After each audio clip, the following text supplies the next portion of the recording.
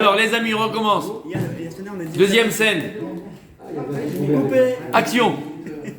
Alors on reprend les Nishmat, Yosef Ben Georgette, Bezrat Hashem, Shem Megan Eden. Alors c'est pas Safek mes amis, mais c'est Sipouk. On avait mal lu, tu vois, faut des lunettes. Ça, on est dans Haute Samer du Shlagalot, Sipouk. C'est quoi Sipouk? Satisfaction. Alors Sipouk, on le traduit communément par satisfaction. Stevie Wonder, il a fait une chanson dessus. Il a fait. Ça vient de Maastricht? Ouais. Il a fait. On va le dire et le traduire au départ par satisfaction. On va voir ce que ça veut dire. Comment? Sipouk. Là on parle de Sipouk. Mida shel istapkut I even yekara keter va'atara. Comment il prononce? Donc la qualité d'être satisfait. Sipouk, c'est aussi se suffire. D'accord? C'est de maspik. C'est bon, maspik. Yeshti maspik, j'ai assez. Avoir assez. Se suffire aussi. Sipouk, c'est plus se suffire aussi. Dans ce sens-là aussi. Et il dit, c'est une pierre précieuse, une couronne à la tête de l'homme. Quel terme c'est important, cette mida de Sipouk.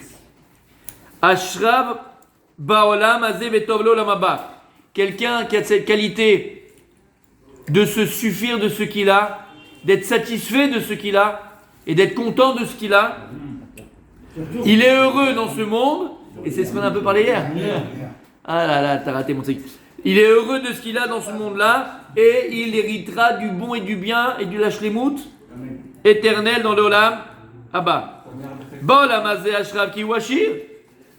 Pourquoi est-ce que dans ce monde-là déjà c'est le plus heureux?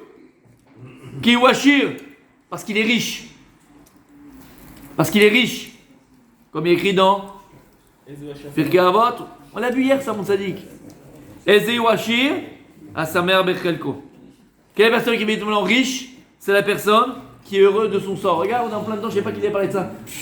C'est-à-dire que comment il fait les choses. Eze washir à sa mère Bechelko. Quelle personne qui est évidemment riche? Celle qui est contente. Contente de sa part. Et pourquoi elle est contente de sa part, mon Rabbi Chaim? On l'a dit hier. Pourquoi il est heureux de sa part? Pourquoi? On l'a dit hier. Parce qu'il sait que c'est ce qui lui est honnête. Il a fait. Ça veut dire qu'il a compris que tout ce qu'il a, ce sont des moyens, ce sont des outils. Il dira des cercles qu'Akadosh Baruch Hu lui donne pour se réaliser. Et cette personne, elle comprend bien que tout ce que Akadosh Baruch Hu il me donne, la femme que j'ai, le mari que j'ai, le travail que j'ai, même la tronche physique que j'ai, aide mal à la sauce, d'accord? Le cuit que j'ai, d'accord? Je comprends bien que ce sont des outils qui me sont adaptés à moi,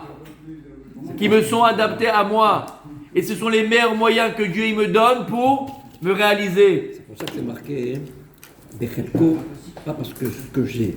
Je ne suis pas content de ce que j'ai, je suis content de mon chélek. En fin de compte, j'ai le chélek qu'Hachem m'a donné. Qui me convient. Parce que j'ai, Exactement. mon chélek. Exactement. De mon chélek qui me revient, c'est ma part qui me revient.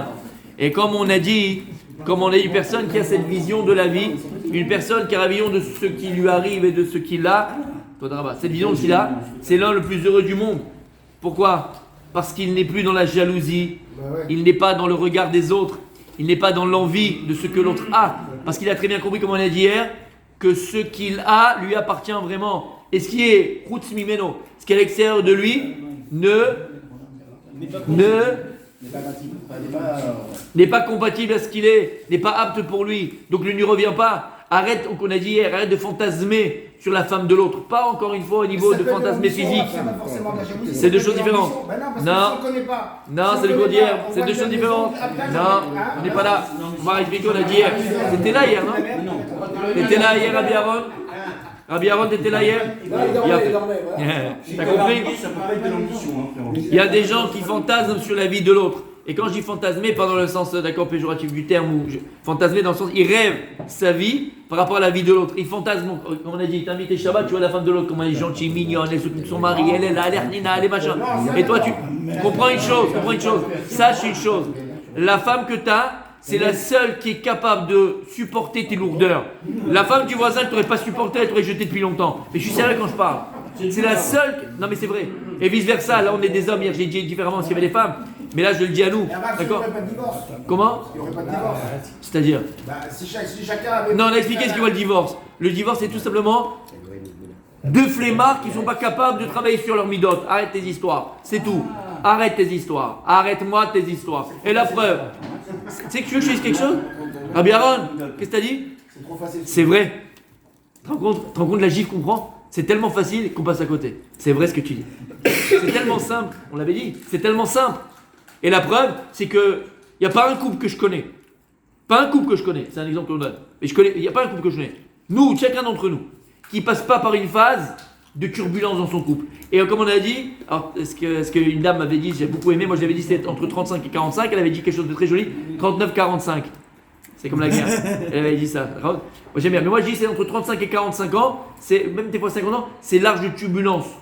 Et pourquoi il y a des couples qui passent cet âge difficile? Comme on a expliqué, il y a plusieurs choses qui font que la femme, elle se sent un peu plus libérée, un peu plus femme, elle a besoin de s'affirmer. L'homme, bon, d'accord, on va pas en détail, c'est pas le cours d'aujourd'hui. Mais pourquoi il y a des couples qui passent ça, mon ami? On l'a dit, tu l'as dit? Non, parce qu'ils ont été intelligents, ils ont travaillé sur leur midote, ils ont travaillé sur eux-mêmes. Alors tu veux que je te dise, Rabbi Aaron, ce que tu as dit, c'est émettre la mytho. C'est facile. Faut juste prendre conscience qu'il faut que je travaille sur moi. C'est tout. D'accord? On revient à nos moutons. Vous avez dit il y a 2 secondes, il n'est plus dans la jalousie. Voilà, il n'est plus. Il a dit il n'est pas. Parce qu'on est un peu tous. Mais une personne qui prend conscience de ce qu'il a, une personne. Parce que là, regarde, Rabbi Moshe, pourquoi je dis ça hein? Parce que l'homme, dès qu'il vient avec un petit peu de maturité, je parle de l'homme et de la femme avec un grand H, d'accord? Qu'est-ce qu'on fait le plus? Qu'est-ce qu'on fait le plus toute la journée? Qu'est-ce que l'homme fait le plus toute la journée? Allez. Pilote. Non, on a 3 par jour, après tu. T'es trop religieux, toi. Eh, lui, il a dit il dort. Il dort. Non, mais on va dire quand il est actif, quand il est réveillé. Qu'est-ce que l'homme fait le plus au niveau psychologique? Il boit où Il réfléchit. Et donc, il a fait presque là. Vas-y, va plus loin. Il se projette, il imagine. Il se pose des questions. Dans tous les domaines de la vie. Et donc, c'est quoi ça? Vas-y. Qui dans le doute, ça fait. Non, pas dans ce sens-là. Qu'est-ce qu'on fait le plus toute la journée? Soit au volant, tu conduis. Que tu imagines. Non. Tu veux? Allez. Bon, ça c'est ton problème. On va en parler plus tard. Râler, il râle beaucoup lui. Non, il est pas. Qu'est-ce qu'on fait le plus? Réfléchis. C'est pas réfléchir. Il regarde. Regarde l'autre. Non, il introspecte. Il pense. Allez, vous avez plein de choses, oui, mais c'est quoi le mot? Il y a un mot. Quand tu conduis, c'est pas. C'est plus que penser. C'est vraiment. Quand tu conduis, quand tu vas au magasin faire des courses, quand tu travailles, quand tu. Il se plaint. Anticiper. Il observe.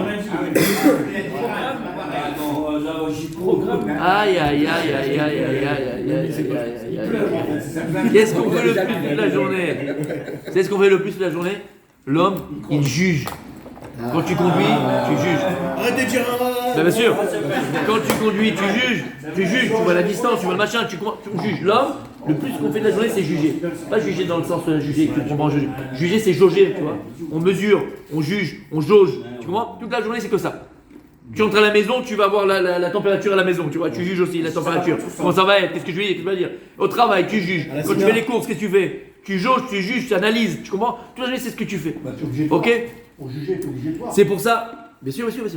Mais c'est pour ça, Rabbi Moshe, tu vois, pourquoi je dis que si une personne, elle est consciente de ce que Dieu lui donne, c'est ce qui est adapté à lui, c'est le meilleur pour lui, alors la personne arrête, elle est plus dans la jalousie, parce que l'homme, il fait haine, c'est son instinct, c'est l'instinct de l'homme, c'est la réalité de l'homme, c'est qu'il juge. Tu vas aller être invité quelque part, tu vas juger, tu vas haine malasot. Ça dépend beaucoup de l'éducation.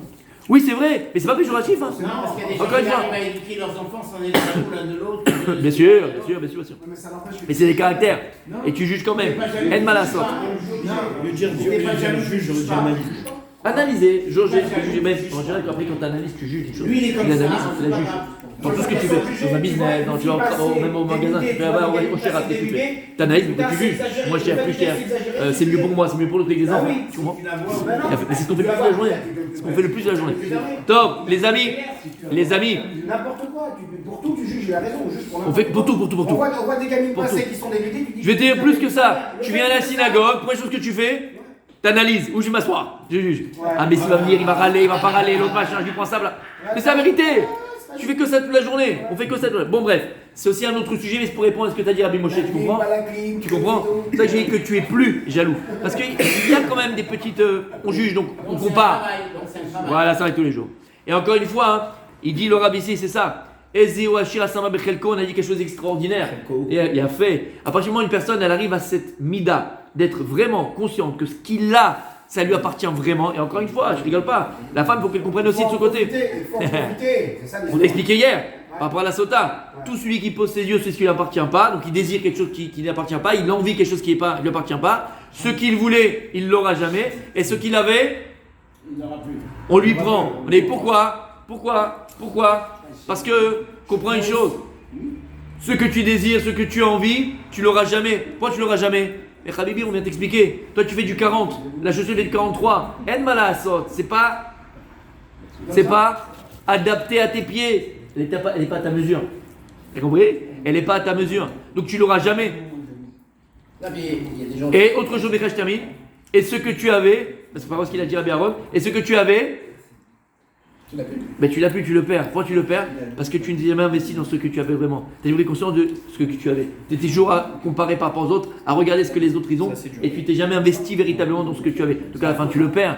Et ça, c'est le plus grand malheur qu'une personne peut être. C'est pour ça que tu voulais dire quoi, Rabbi Chaim? Non, c'est dans l'opportunité, c'est que il pose les yeux sur quelque chose qu'il n'aura pas, qu'il veut avoir, Mais qu'il n'aura jamais. Une fois qu'il l'a, c'est comme le Casanova, en fait, finalement il passe à autre chose. Exactement. Il est toujours. Exactement. Il se lasse très vite. Exactement. Mais c'est pas adapté à lui.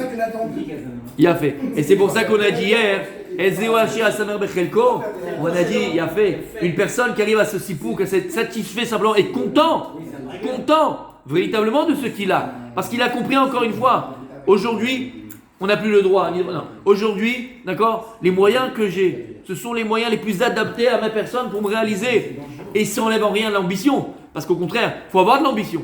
Et le seul moyen de se transcender, c'est quoi se transcender? De se dépasser.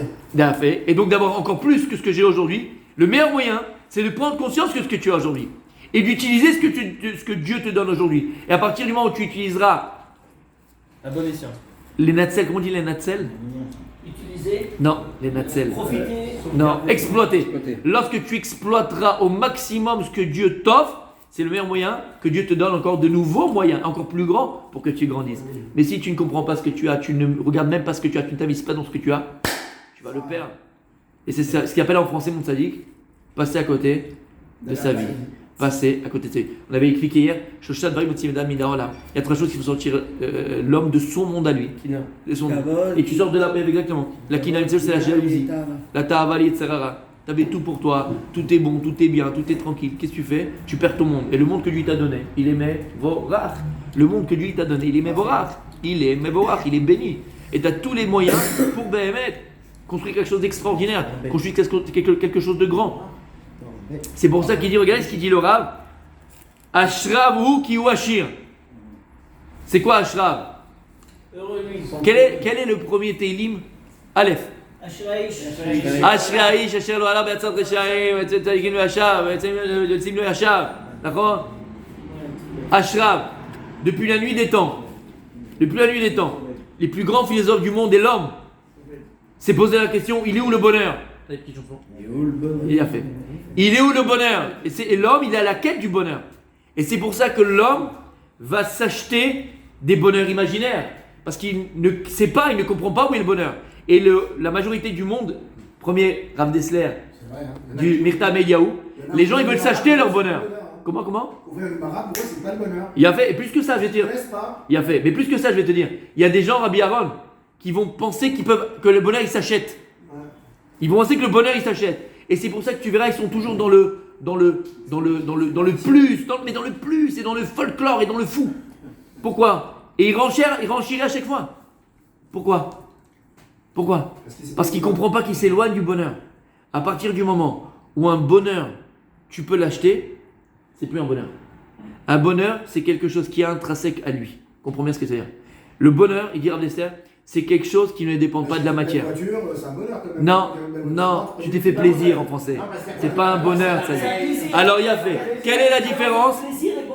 Voilà, il y a bien fait, Rabbi. Quelle différence entre bonheur et plaisir, mon sadique? Il y a fait, c'est avec ce à quoi je voulais arriver. C'est quoi la différence entre plaisir et bonheur? Il dit Rav Dessler par définition le plaisir. Plaisir, ça s'appelle du corps, c'est l'état, ça s'appelle du corps. Et le corps, c'est quoi? C'est la matière. Et la matière, il a un début, il a une fin. Un plaisir, il est momentané, puisqu'il est éphémère, il dépend du corps. C'est quoi un bonheur? Le bonheur, c'est quelque chose de continu. Et comme les gens, on est des grands usurpateurs, on est des grands usurpateurs de la vie, qu'est-ce qu'on fait? On va falsifier le bonheur en plaisir, parce qu'on ne sait pas où il est le bonheur. Alors qu'est-ce qu'on va faire? Puisqu'en vérité, nous, on pense que le plaisir, c'est le bonheur. Parce qu'on ne sait pas c'est quoi le bonheur. Alors qu'est-ce qu'on fait? On va s'acheter toujours des petits plaisirs. On va se faire des petits plaisirs. Je vais à Ibiza, je vais avec cette fille, je vais faire ceci, je vais faire cela, je vais au casino. Je vais m'acheter plein de petits plaisirs. En pensant que c'est le bonheur. Mais en vérité, tu t'éloignes du bonheur. Puisque le bonheur, il dit Rav Dessler, c'est l'inverse du plaisir. Le plaisir, quelque chose donc qui est éphémère, éphémère lié au corps. Le corps, il a une fin. Donc, il est limité. Le bonheur, c'est quelque chose d'illimité. Où tu peux trouver l'illimité, mon tzadik Bar Lamazé? Où tu peux trouver dans ce monde-là quelque chose d'infini? Dans ce monde-là, dans le spirituel. Dans le spirituel. Parce que le bonheur, écoute bien, le véritable bonheur, dit Rav Dessler, ne dépend en aucun cas de quelque chose de matériel. Écoute bien ce qu'on est en train de dire. Le bonheur ne dépend pas de quelque chose de matériel. À partir du moment où tu fais dépendre ton bonheur de quelque chose de matériel, c'est plus un bonheur, c'est un plaisir. Tu peux te faire plaisir, ça c'est un problème. Mais, et la vraie définition des choses. Donc le bonheur, il dit Ashrav, Kiyu Ashir. Qu'est-ce qu'on avait dit, Rabbi Julien? Rappelle-toi. Comment on dit le bonheur en hébreu? Cher. Comment on dit la richesse? Quel rapport? Aleph et Aïn. Qu'est-ce qu'on a dit? Ani et Ani. Ani, c'est je. D'accord? Et Ani, c'est pauvre. Or et or. Or, c'est la lumière. Or, c'est la peau. Quel rapport? Pourquoi Aleph, c'est avec cette transformation en Aïn? C'est la même aussi connotation de la même famille. Des lettres. Les guettes gutturales déroulées. Quel rapport? On avait dit quoi, Rabbi Nachman de Bresel? Qu'est-ce qu'il explique? Qu'est-ce qu'il explique Rabbi Nachman? Rabbi Aaron? Qu'est-ce qu'il explique Rabbi Aaron? Rabbi Nachman? C'est quoi le Aleph? C'est quoi le Aïn? Aleph c'est 1, Aïn c'est Shivim. Et il dit Rabbi Nachman de Breslev, on voit que très souvent, on parle de 70 dans la Torah.